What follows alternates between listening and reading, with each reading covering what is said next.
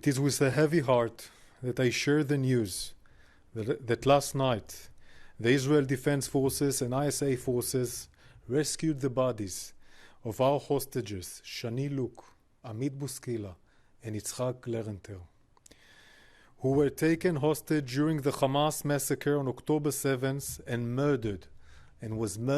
they were murdered by Hamas.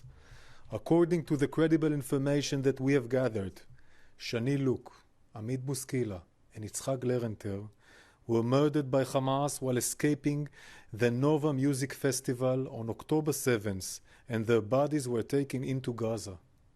They were celebrating life in the Nova Music Festival, and they were murdered by Hamas. Their bodies were transferred to medical professionals for forensic examination and identification. After the procedure was completed, we notified their families. Our hearts go out to them, to the families, at this difficult time. We will leave no stone unturned. We will do everything in our power to find our hostages and bring them home.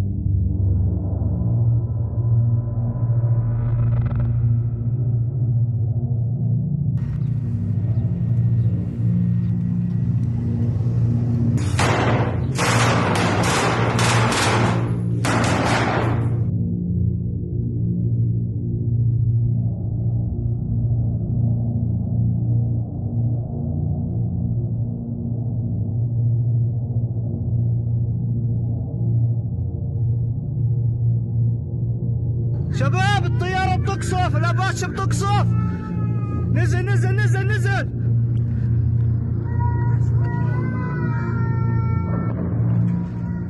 Hamas seeks to continue the suffering of the hostages they're holding in captivity, the suffering of the people of Israel, and the suffering of the people of Gaza.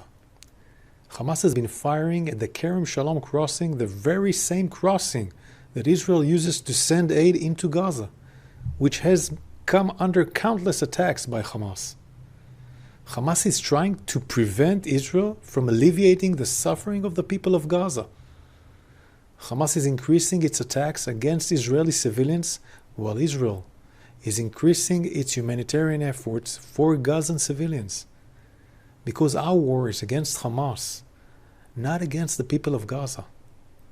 Today, aid trucks began entering Gaza through the temporary pier, J-Lats, built of the coast of Gaza in cooperation with the United States Central Command.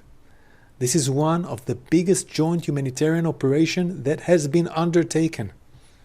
And it sends a clear message about our intentions.